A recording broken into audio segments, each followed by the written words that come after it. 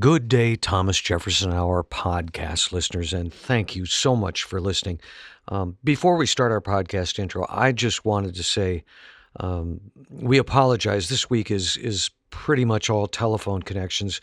We had some technical glitches, and it's not the kind of thing that you can recreate when you have conversations with Joe Ellis. So our apologies for the sound qualities. We hope we have all of that solved in weeks to come. And thanks in advance for your understanding on that.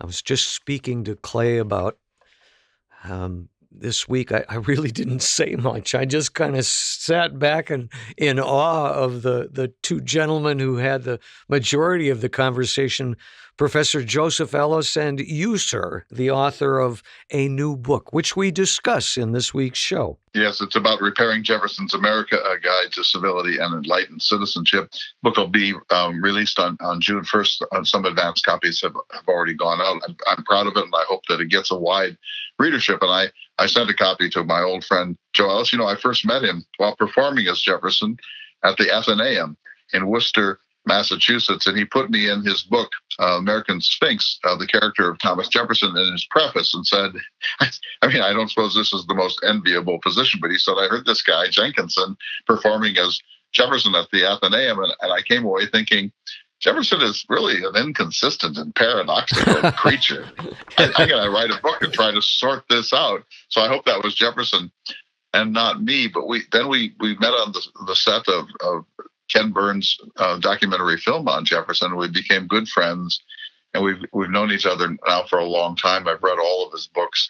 I have the deepest admiration for Joe Ellis, and now that he's in retirement, he has time on his hands that he didn't before. And you can almost sense, David, I say this with the deepest respect, but there's almost a hunger for communication that he has now. I absolutely. I heard that too. And when we closed out the show and said our thank yous after the tape stopped running, he made comments about that it was a really important intellectual outlet for him, and he's eager to do some more. And I'm certain we will have him again. So in the course of this discussion today, we talked about the sort of the key Jefferson-Adams question, although it wasn't really about either of those historical figures, and that is, can we be a republic? Are we still a republic? What would it mean to be a republic? And Joe has one view, I have another one, and I laid out 10 propositions of how great. We could still, and I'm going to type those out and send them to our webmasters to post, and people can comment or add to them or make other suggestions or clarifications. But my view is we could still be a Jeffersonian republic. Obviously, you have to do some translating. Women vote now. American Indians are U.S. citizens. We're a world power. We have airplanes and cruise missiles. We can communicate instantaneously. We have medicines that would have flabbergasted any member of Jefferson's generation. And we don't have slavery, et cetera, et cetera. But I think you can make the translation. In a sense, I've given my whole career to that proposition. There are tenets that have guided mankind from the earliest age. And not to put Jefferson too high up on that scale, maybe he should be. But I regard your book as aspirational. This is what America was founded on. This was the dream that fueled so many of our founding fathers that Jefferson articulated so well. And that's why it's important that read the book. And I must say that a couple of times you have put out, I don't want to say a challenge, but you've made offers on how people can support this book by getting it to their state legislators. The legislative challenge, and that's really taken off. I think the last letter I saw that came to the Jefferson Hour was from Joe Lovell, who said, "I'm in. I want to get it to the Texas legislature," and it's great. Joe represents the 5th, so 5 individuals from around the country have come forward and said, "I want every legislator in my state to get a copy free and signed of Repairing Jefferson's America." And so we fulfilled that. We donated the books. All they have to do is pay the printing cost and so on, and the shipping cost, it runs to around $1,500 per state. And one individual needn't do it alone; a group could do it. But my goal, as you know, is to get this book into the hands of every legislator in the country, including all 535 members of the Congress of the United States, because I do believe that it is aspirational. And if you read it, you think, I could read more, or science really is our only oracle, or civility, disagreeing as rational friends, and not throwing brickbats and using ad hominem. These are important Jeffersonian principles, as you say. They're in some sense also universal golden rule principles. And so it's a self-help book on the one hand. It's a guide to legislation and to public life. It's an attempt to break through the horrible paralysis and national impasse that we're in. But my goal is that Jefferson Hour listeners will say, I want to do that for Oklahoma, or I'd like to do that for Montana, or, we should get one into the hands of every legislator in New Jersey or New York. That would be absolutely thrilling. Or if people know how we can get them into the hands of Andrew Cuomo, or to Gavin Newsom, or to mayors, governors, other figures around the country, or to pundits on CNN and MSNBC or Fox, I think that this book deserves a hearing. Of course, I would say that, but I do think it does. And I would be very glad to donate the books if we can find people to do the rest of it. Well, that's great. Before we go to the show, I know you're working on a couple of other interesting outside projects. Any updates? The online course on pandemics is underway. The one on the 6-part series on enlightenment will be coming in June.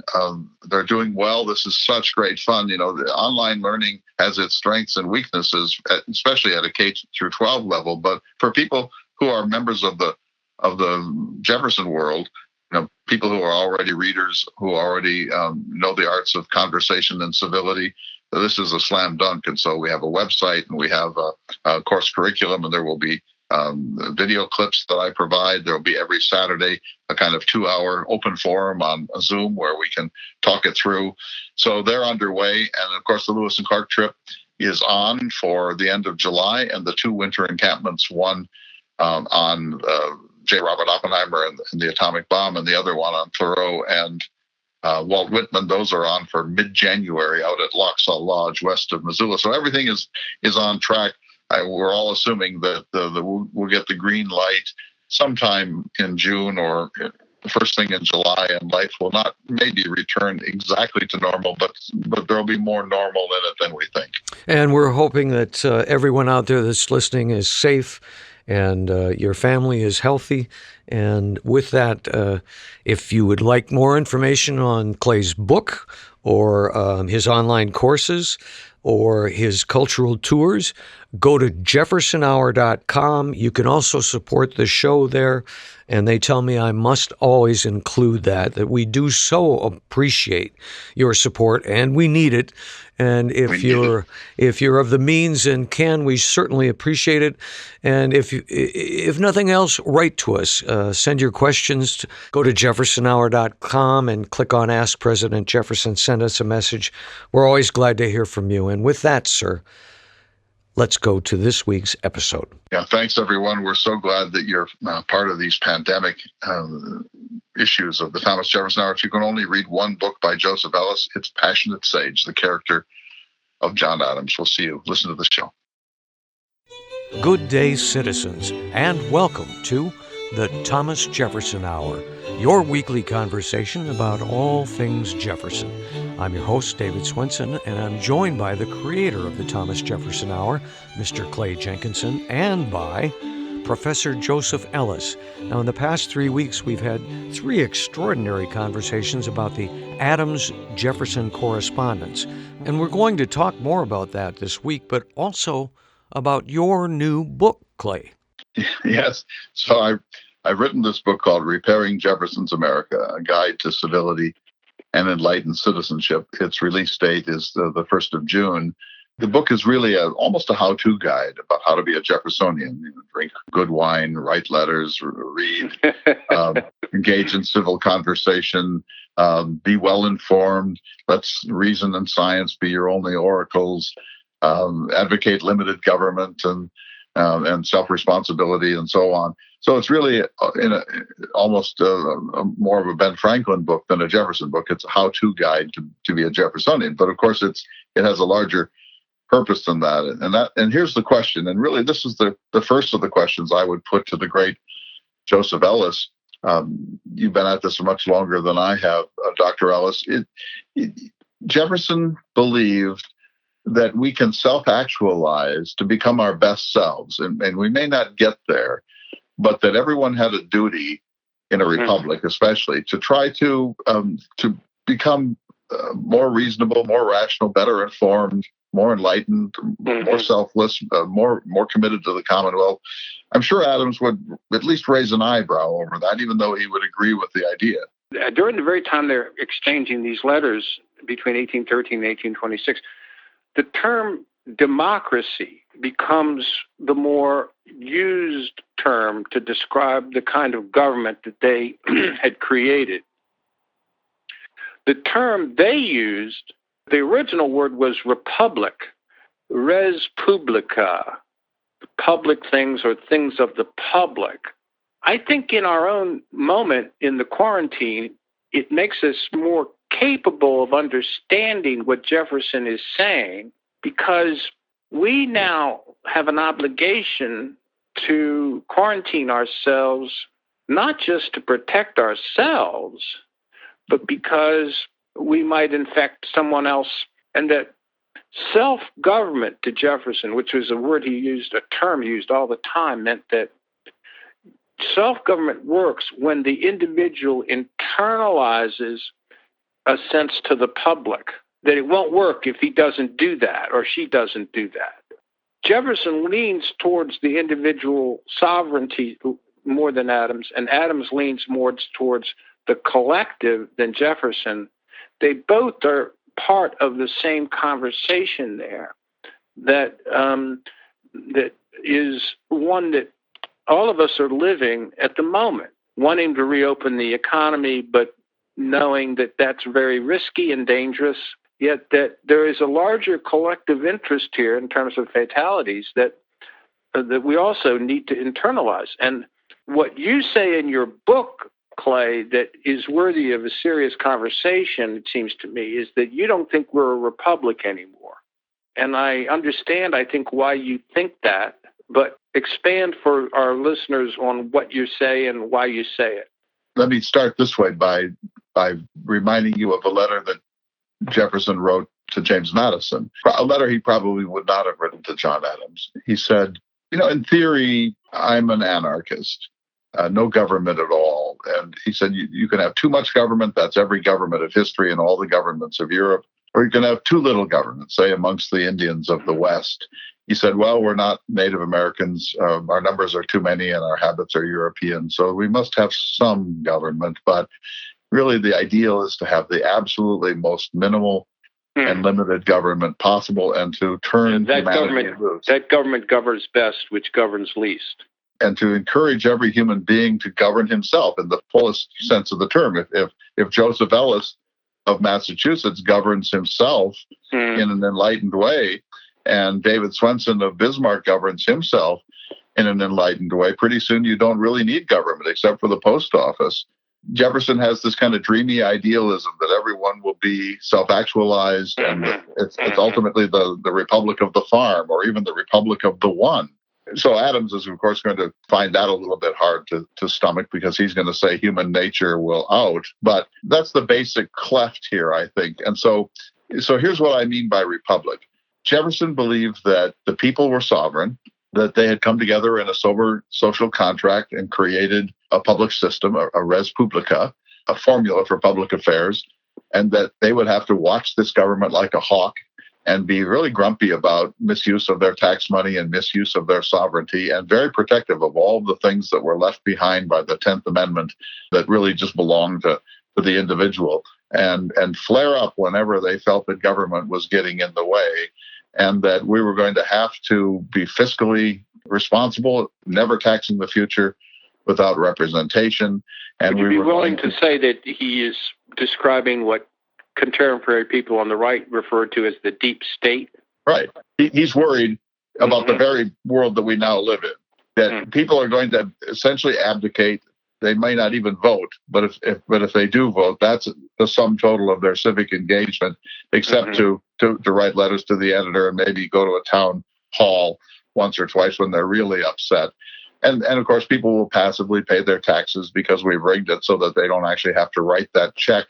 And so Jefferson's view would be, this is what you get when you fall asleep. You get this, you get the nanny state, you get the Hamiltonian state that either assumes it's going to manage your life for you because you're not up to it or because you're too busy, or you get worse, you get incipient tyranny. But the minute you go to sleep, according to Jefferson, you're going to get the United States of George W. Bush in Iraq, the United States of a runaway national debt, the United States of wholesale luxury and materialism until people, the motto of the people essentially becomes keep the stuff in the stores, keep the gas in the pumps, and we can probably live with the rest of it.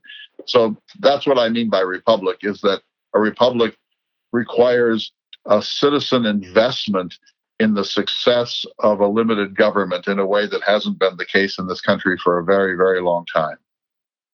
Okay. Do you disagree with that? I hear you, and I hear you. I mean, I think that the Adams view of this would be that, and Adams, remember, drafted the Massachusetts Constitution and insisted that Massachusetts not be called a state, but a commonwealth. Right. And Virginia, Pennsylvania, and Kentucky copied that. And they're all called commonwealths. So your governor of Massachusetts now, Mr. Baker, is a Republican. It's of the Commonwealth. And that, so his focus was on the word public and the collective interest of the whole. And that he assumed that a republic was founded on a popular basis, a basis of popular opinion, elections from the bottom up. He accepted that. But that he believed that at any given time, the majority of the people might very well not understand what the long-term public interest was. And it was the function of a leader, of which he included himself, within which, to do the right thing. And in his case, that meant not going to war with France in 1798-99, even though he knew that it would cost him the election of 1800, as it did. So that leaders, especially during crisis, need to be capable of ignoring popular opinion and acting in the interest of the public. And then I would think in this particular case now that recognize that bringing the economy back too soon is too dangerous and not in the interest of the whole, because it will produce another wave of contamination and virus and deaths.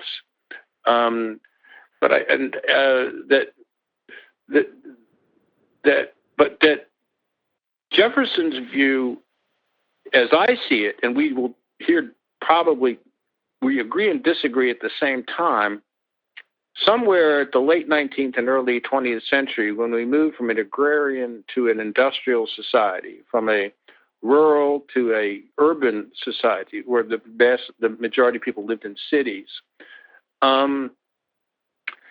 government became important to secure Jeffersonian rights. This is what's the name of the man I'm thinking of? Yeah, you're now channeling your inner Herbert Crowley, who wrote the Promise of America. Makes this case.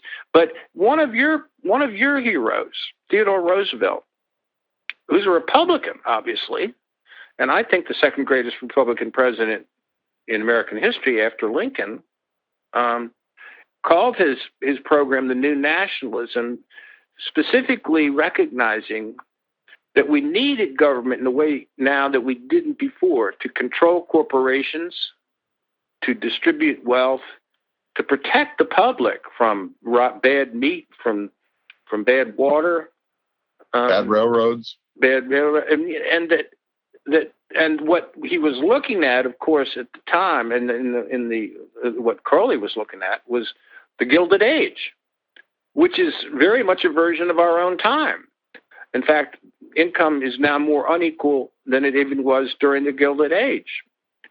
And so that government is a necessary player in this equation now in a way that it wasn't before, and that the Jeffersonian world is gone.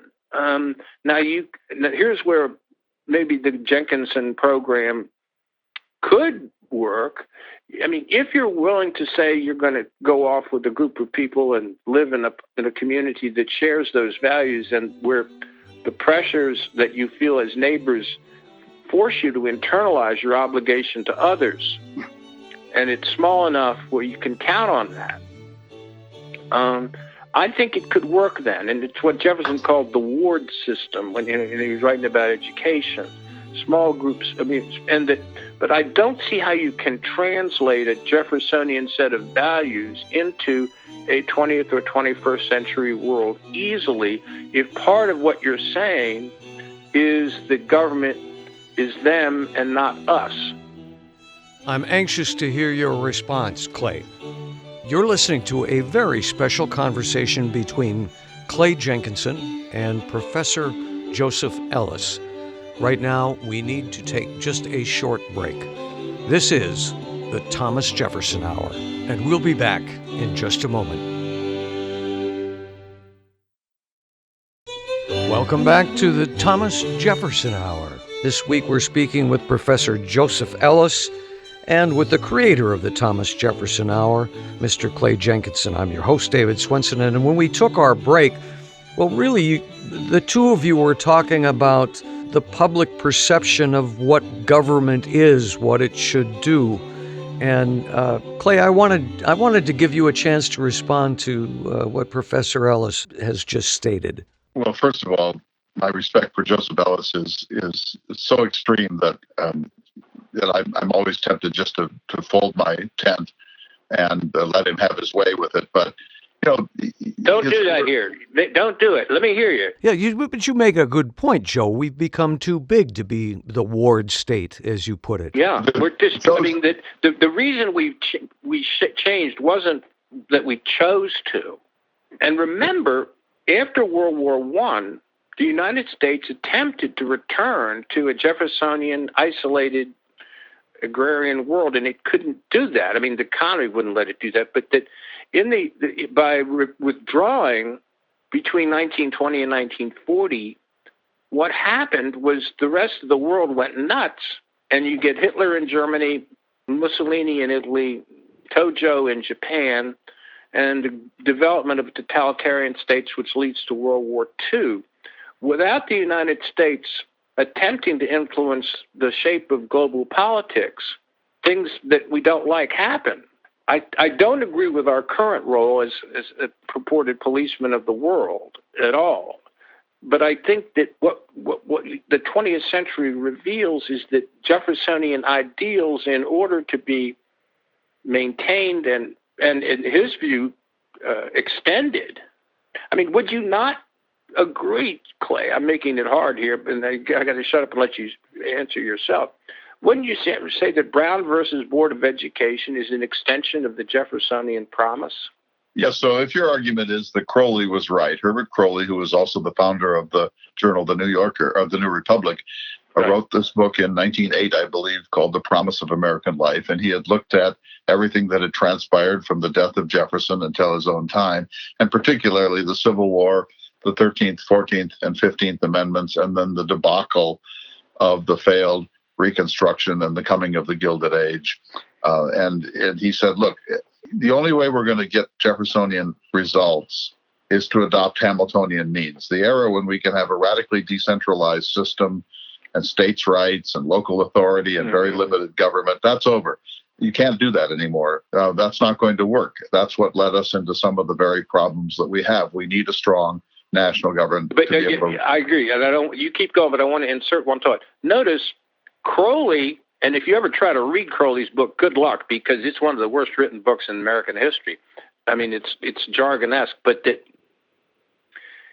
Crowley makes it Jefferson versus Hamilton. Why not Jefferson and Adams? Adams has dropped out of it altogether, out of the American dialogue because of that. You couldn't And be Adams more right. offers, I mean, you can suggest that Hamilton has a kind of military imperial idea in mind that certainly Adams never did. But it's interesting to me that the great debate then in the 20th century, according to Crowley, is between Jefferson and Hamilton, and I think it should have been between Jefferson and Adams. I agree with you 100%. I've always said before meeting you, and especially after reading your books, that the fundamental divide in America is Jefferson v. Adams, not Jefferson v. Hamilton. Hamilton is always a little bit beyond the pale. He is probably a monarchist. He's certainly a militarist. He's contemptuous of the average citizen. Adams wasn't any of those things, but his view was Jefferson. I will say this for Hamilton: if he would have gotten the highest score on the LSATs than anybody else, I mean, he's really smart. But he's also extremely dangerous. He might have rigged the LSATs if he didn't get a top score. Well, he tried to rig the elections a couple times. That's right. The election of 1800, he wrote that famous letter to Governor John Jay saying, it wouldn't be any useful to be scrupulous at a time like this. Maybe we should change the system of election for the state of New York. But back to the argument. So people can read my book, Repairing Jefferson's America, Guide to Civility and Enlightened Citizenship. Yes. So I get Herbert Crowley. But I think Jefferson would say, if Crowley could say to Jefferson, look, my friend, the country has changed. We're not an agrarian people anymore. We're an urban culture. We're an industrial culture. Money plays a role that you could never have anticipated. You were worried about banks then. You should see what the credit system and the stock exchange look like now. You have no idea what a giant corporation can be. So you just need to trust me that Jeffersonian means are not going to be able to address these problems in our time. And so if you want a Jeffersonian result, you're going to have to let us be Hamiltonians to get it. I think Jefferson would say to that, yeah, maybe you lose everything that way. Maybe there's nothing left to say. Maybe you're saying the country has simply changed, and I acknowledge that it's a dynamic society. I said the earth belongs to the living. Maybe I'm an antediluvian here. Maybe there's nothing left of my political philosophy to keep, because if you have to use Hamiltonian mechanisms to bring about these ends, that creates the very government that I was so concerned about that wound up undermining the basic sovereignty of the individual. So I think that's a debate that we continue to have, Joe, and we don't know how it's resolved. But I want to just take the time, if you'll both allow me, to lay out. This morning when I talked to you, Joe, and you shot your first cannon across the bow of my book, I went back and I made a list of 10 ways in which we can still be a republic. And so I ask each of you to listen carefully, and then you can tell me wherein I'm wrong. 1, a republic shows an extreme reluctance to go to war. Extreme reluctance. No voluntary, no preventative wars. War is the absolute last melancholy result. I love it. I think a republic is based on the principle of consensus. An empire is based on the principle of coercion. It's one of the reasons that any protracted war that the United States undertakes eventually becomes unpopular. That's correct. And so we've seen in the last 30 years that principle broke down almost entirely. Number 2, fiscal restraint. There must be a principle of fiscal restraint in a republic, because Jefferson said having a national debt and running deficits is a way of taxing the future without its consent, that the social compact requires that everyone consent. Now, Madison would say yes, but there are times when a national debt may be necessary to save the country and so on. But nobody thinks that we're living in a time, at least until the pandemic, in which our national debts were saving the country. It's just fiscal irresponsibility. And Jefferson would say, if you can print money, you don't have the grumpy taxpayer with a tether on that money, then you're going to engage in government adventurism and create programs that aren't necessary. You're going to go to wars because you can fund them without taxing the people. No, there has to be tight fiscal restraint in a republic. Number 3, a government must self-consciously limit its own growth. Every time a new program is presented in a republic would say, well, we better be really careful, because once you create these programs, they're expensive and they grow and they get root bind. We should have the default position should be no, until we're absolutely convinced that this is a necessary and proper function, certainly of the national government. The 4th requisite is transparency. In a Jeffersonian republic, the government tells you all the truth that it can. Not all the truth, because there are moments when a government can't say everything, but a government bends over backwards to be transparent and to explain itself and its methods, how it's spending money, how it's regulating the economy and industry to the maximum extent possible. Number 5, Joe and David, there has to be a severe limit on the power of money in elections. That you want, your goal is one person, one vote. We realize in any society that's going to be a hard goal to reach, but you have to do better than we're doing and make it impossible for money to play the decisive role that it tends to play in our politics. Number 6, you have to have some national resistance to the pseudo aristocracy. You don't have to ruin them and strip their money and privilege away from them, but you can't be in bed with them. There has to be a principle of kind of skeptical neutrality at the very minimum against the wise, the rich, and the well-born, the self-styled national oligarchy. Number 7, there has to be a better principle of rotation in office. The idea is that government is not that different from jury duty, and that people therefore are drawn into government for a short time. They perform admirably as citizen legislators and they retire.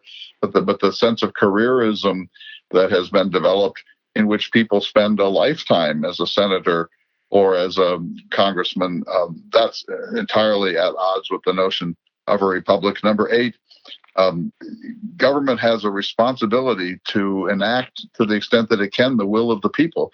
For example, in the country now, 70% of the American people believe that there should be some reasonable gun restrictions in this country of automatic, semi-automatic, bump stocks, etc. The Congress of the United States knows that. There's no ambiguity about these public polls of the people's desire for stronger gun restriction, and yet inevitably the Congress of the United States finds some reason to ignore the decided, nearly unanimous will of the American people on a question of this sort. Number 9, the individual is more important than the corporation. That, a congressman needs to take the call of Hiram Smith from Wadena, Minnesota, or Judy Jones from Tampa, Florida, and not just the head of the great oil companies and the great agribusiness companies and the great transportation companies. And then finally, number 10, this one is right at the heart of the Jeffersonian Republic, Joe, that there has to be a mechanism of periodic renewal of the social contract. Jefferson said, tear up the Constitution. We probably don't do that. But there has to be some way in which you renew the social contract in an overt fashion so that every human being, when she or he reaches the age of, say, 18 or 21, is engaged in a recommitment to the basic equation of how we shall agree to govern ourselves. So those are 10. Maybe you agree and maybe you disagree, but it doesn't seem to me that these are things that could not occur in our late materialistic, urban and global republic. I can't disagree with any single one of those. So, I think all of those changes or all of those observations on where we're at strike me as wise. Doesn't that make you sad, Joe? Because those 10 things are straight out of your scholarship. Yeah, it is, and straight out of Jefferson. Yeah, and you're channeling Jefferson quite accurately, I think.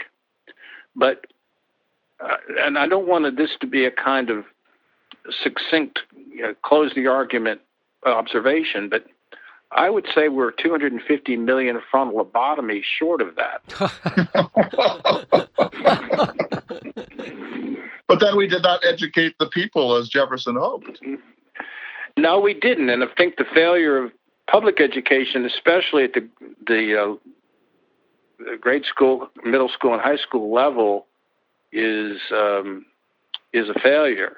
I mean, I have a hobby horse. Whenever social studies replaced history in the public school curriculums back in the 60s, that was the beginning of the end. And I also think certain forms of political correctness on the left essentially kill the kind of humanistic spirit of argument that we need to have and that is missing in higher education now.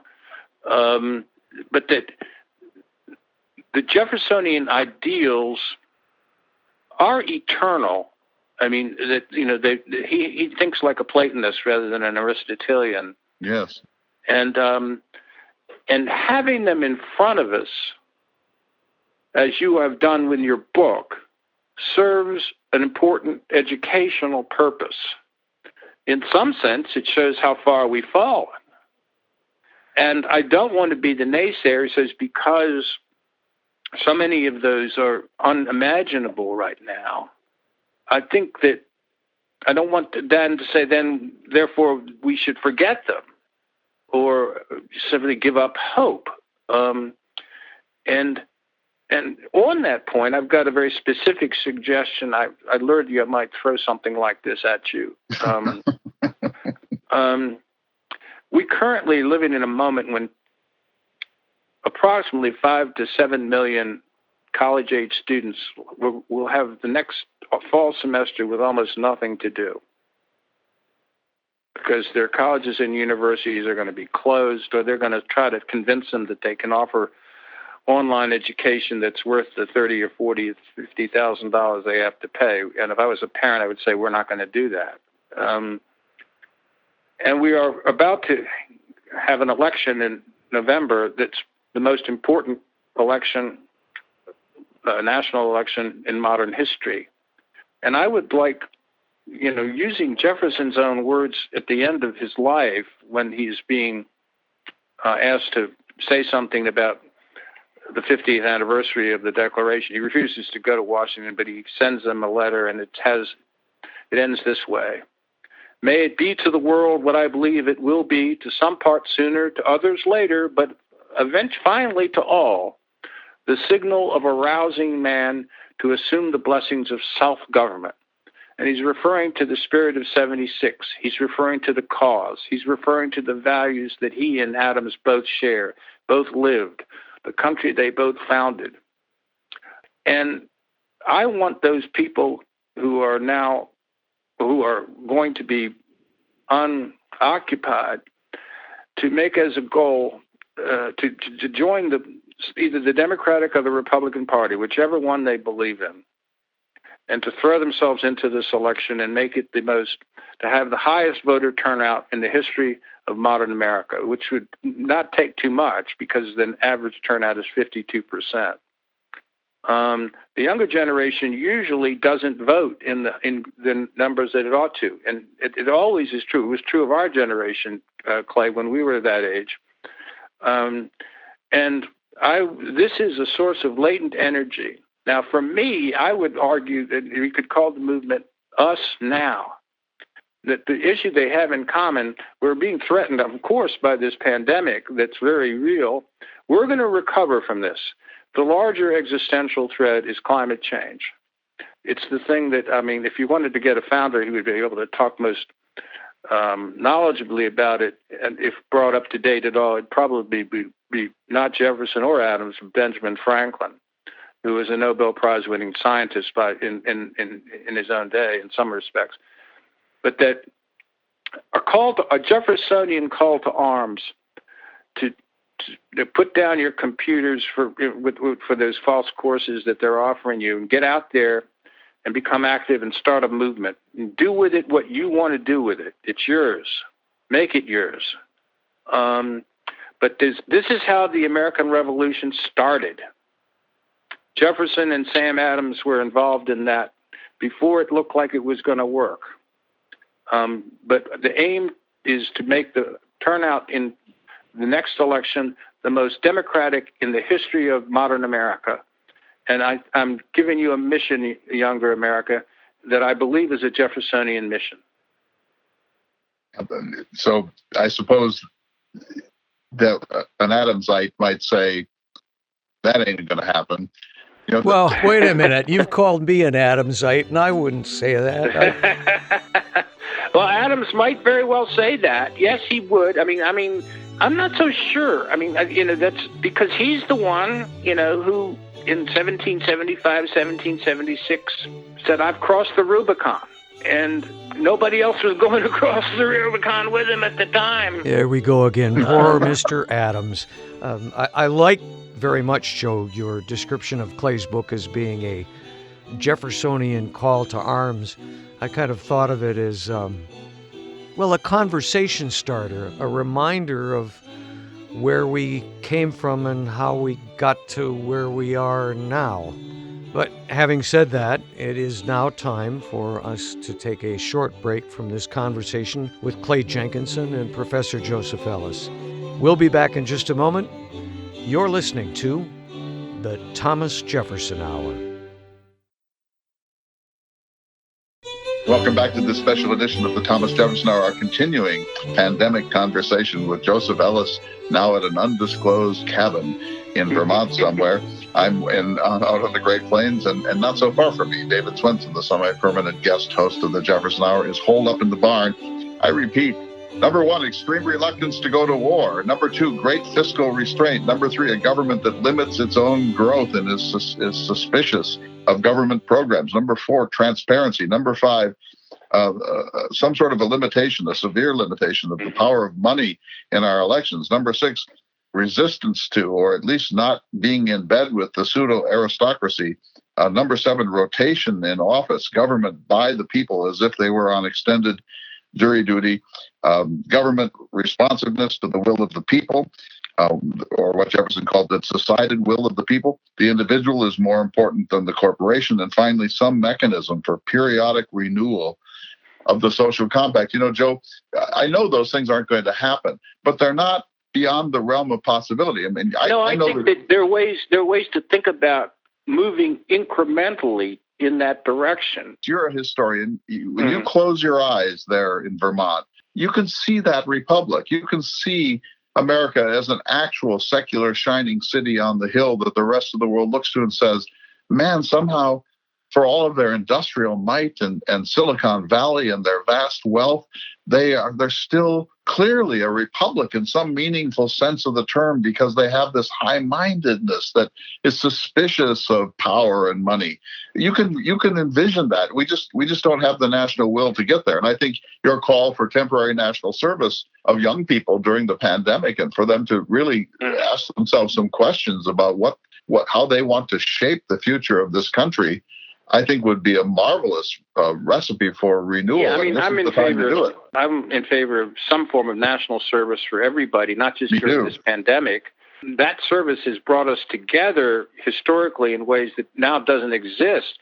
So 2 or 3 generations have grown up without any sense of that service. You and I knew we were going to have to go at some point in time, and it could be many different things. I also think that several of the issues that you identified have at their root money, wealth. Yes. The fact that we have a plutocracy as a government. And I don't think I'm using that term melodramatically. It's an accurate description of the way the Congress and the government works at both the federal and state level. The first person somebody running for office calls is the donor.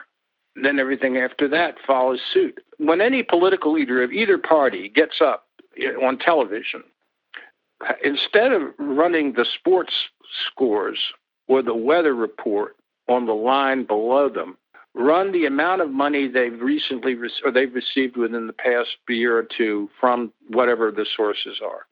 And if this is McConnell and he's gotten his money from the coal industry or the National Rifle Association, let's have what it is. If it's Pelosi and she's gotten it from Davos or from people on Wall Street, let's see it. Let's identify the fact that these people are not our spokesmen. They are representing corporate or moneyed interests, and that is not us.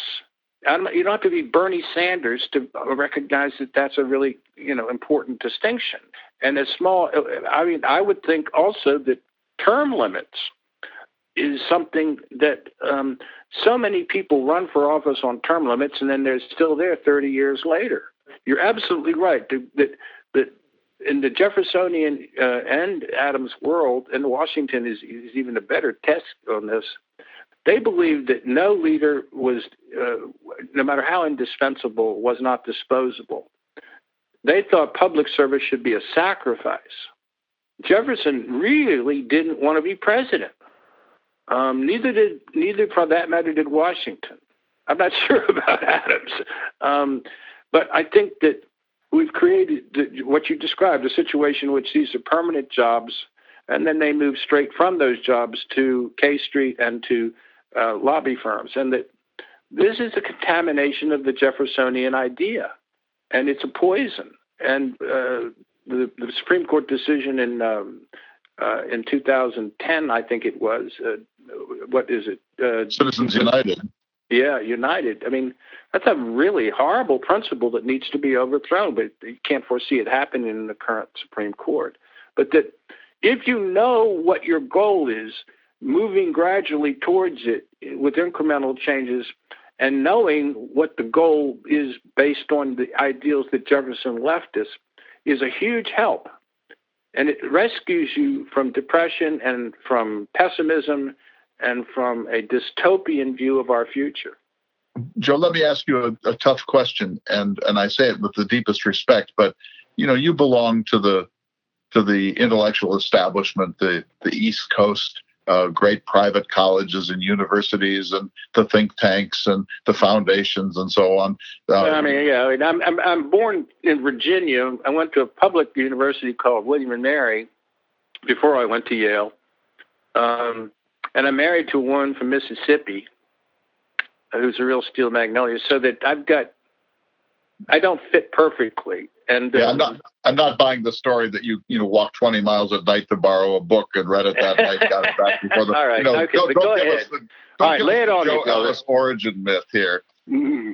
My point is that you belong to the highest level of the American intellectual elite, and the problem with your caste, with your club, with your strata, is that you have basically said, since we can't fix the country, we're just going to form islands of our own enlightenment, and we're going to talk to each other, and we're going to live in these splendid places, and we're going to go to receptions, and we're going to correspond with each other, and we're going to assume that we're the enlightened ones, and out somewhere beyond the suburb are the great unwashed, and we'd love for them to come along, but since they can't, we're just going to be ourselves, the enlightened people of America, and really the heck with the rest of them. And I think has been a terrible mistake. I plead not guilty. I understand what you're talking about, and the pedantry and the self-contained sense of separation and entitlement. It's one of the reasons I chose to spend my career teaching at a liberal arts college. I had chances to go to big prestigious universities and said no, because I wanted to interact with students in a personal way, and but that in addition, I chose in my own career to write books that scholars could read and benefit from, I do believe, that have plenty of endnotes in them, but that are written in a way and aimed at an audience that is much larger and much more public and popular. In some ways, it's the students I taught. I mean, the students I taught were very bright and totally ignorant. They didn't know anything about American history. And these are some of the brightest students, supposedly, in America. But the books I've written are designed to reach out to those audiences. And when I go on tour, I'm out there in 27 cities, not quite as publicly as you have been in your career, Clay, but interacting with people and appreciating what they say in Kansas as much as what they say in New York. Although the people in Atlanta wanted to kill me. But yes, I think that the academy, if we can call it that, has ruled itself out of the debate. And why they've done that is interesting. And that the histories that are written aren't national histories. And a lot of the American history books are anti-American books. I mean, American studies programs are really anti-American studies programs. And I don't agree with that. I mean, I don't agree with that at all. And so I don't want to be put in the pigeonhole that you've got me. So I'm only putting you there playfully, but you take my point. You know, the reason that Donald Trump is the president of the United States is that the people strike back. It's like a Star Wars thing. That's right. They're tired of being lorded it over by the elites, being told what is and what is not politically correct, being told that they're the great unwashed, being told that they cling to their Bibles and their guns and their religion. They're tired of being called deplorables. They're tired of being called this and that. Bigots. And so somebody came along, almost out of the Roman Republic in its last years, kind of a tribune of the people who pretended that he was really on their side. And they were so filled with rage and frustration and the sense of having been put down all of their lives by the elites that they have flocked to him and given him what they call a mulligan for all of his many, many, many, many problems as a leader, because he's the first person that they can say, he somehow understands my frustration and speaks for my angst. I understand what you're saying, and I think it's an accurate description of the reason Trump won the election of 2016. I mean, in addition to Russian hacking, the Comey intrusion, and the fact that a lot of young people who supported Bernie didn't vote or voted for the Green Party candidate. I blame it on the Electoral College, too, which the founders created, and nobody liked it. We need to do away with that and go to a popular vote, which I think Jefferson would be very much in favor of, as a matter of fact. Well, of course, he was nearly displaced by the Electoral College in 1800. Well, but he really benefited from the Electoral College because of the fact that African Americans counted as a three-fifths of a person in the southern states, and he won all the southern states. And he won all the southern states and New York, and he won New York because Burr rigged it. But I mean, that was a rigged election too.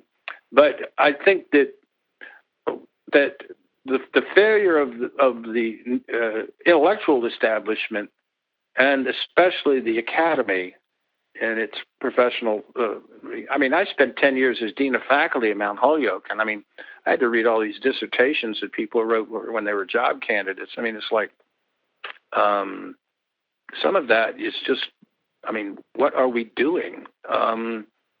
Anyway, I'm going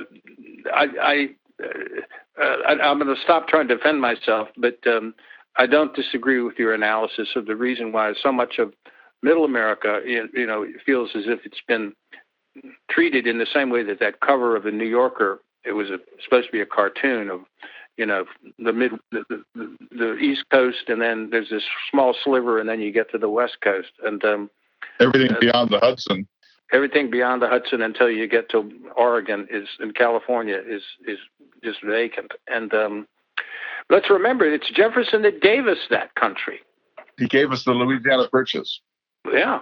I mean, Jefferson, the single most important and consequential executive action in American history was taken by Jefferson in 1803.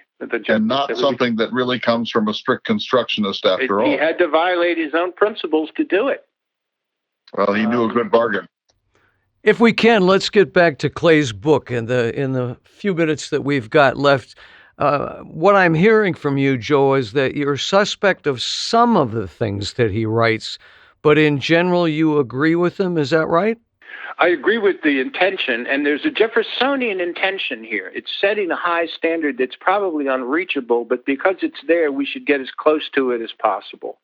Where I disagree with Clay in some personal sense is that instead of picking just Jefferson, if I want to go back to the founders to get inspiration, I'll take some things from Jefferson, some things from Adams, some things from Franklin, some things from Washington. As a collective, that Jefferson within that collective is a distinctive voice, but he's only one. And I want the whole chorus. So you're having a balanced diet, but you would agree with me that Clay's book is a good guidepost and an important read. And as you were saying, David, it's a book that you can appreciate and argue with. But if your argument is, oh heavens, this is utopia, the reasons we try to create visions of a better America are so that we can reach for it. That's exactly right. And to me, that's what's kept me involved with the Jefferson Hour for so long. And I think that's what a lot of our listeners respond to is that ideal of Jefferson, because we all know that there's a lot of muck laying about with Jefferson as well. But for me, Clay's book is aspirational, and I think it's a real important read, particularly for listeners of this show. Absolutely. I have two things to say in conclusion here, gentlemen. One is that it's sort of this argument all day now, and really in the last few weeks, and I use argument in the most joyful sense of the term, but the argument we're having here, it sort of reminds me of that cliche, but I'll paraphrase it, that if you're not a Jeffersonian when you're 20, there's something wrong with you. But if you're still a Jeffersonian when you're 60, you haven't looked around much. I think there's something to that. But second, I remain a Jeffersonian. But here's how I remain a Jeffersonian. My second point, I don't want to do what Joe says we should do, and go back and sort of do a smorgasbord of the Founding Fathers and take Hamilton on this and Adams on that and Washington on this and Franklin on that and a little bit of Jefferson and a little dollop of Madison. Here's how I see it. We need to be a Jeffersonian Republic, but we need John Adams to be Sancho Panza. Jefferson's our Don Quixote. He's pitching it very, very high.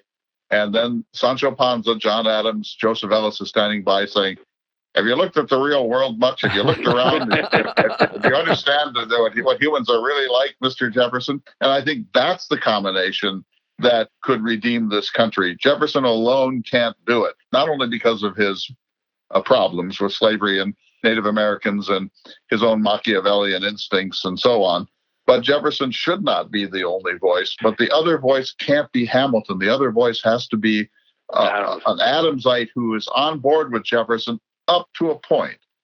Adams actually said he wanted to be Sancho Panza. There you go. He's a perfect Sancho Panza. I didn't know that. Yeah, correcting the tilting at windmills. And he said that. And I'm thinking that the recommendation I made to the current college age group that is not going to be occupied otherwise is a Jeffersonian argument. It is. We trust that you're still young enough to be Jeffersonians. You bring a level of idealism that some of us can no longer muster it up. But if you got it, we need it. Bring it.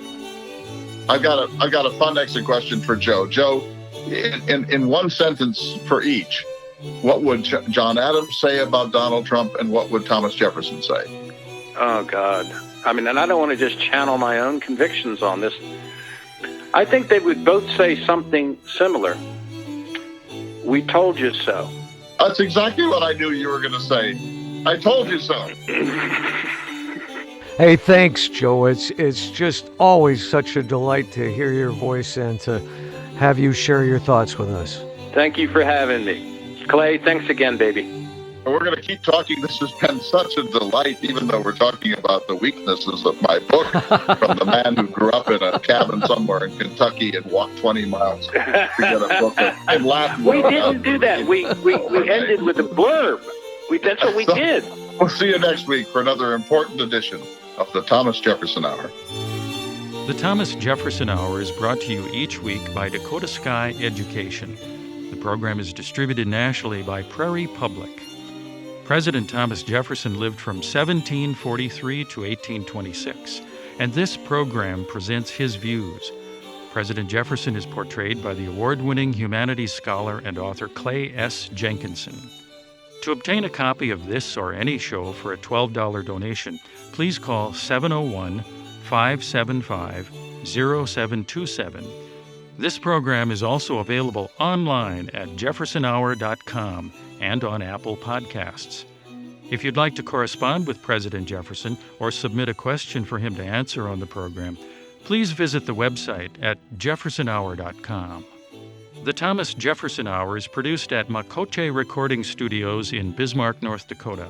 Bach Cello Suite No. 3 in C Major by Stephen Swinford. Thank you for listening. Please tune in again next week for another thought-provoking, historically accurate program through the eyes of Thomas Jefferson.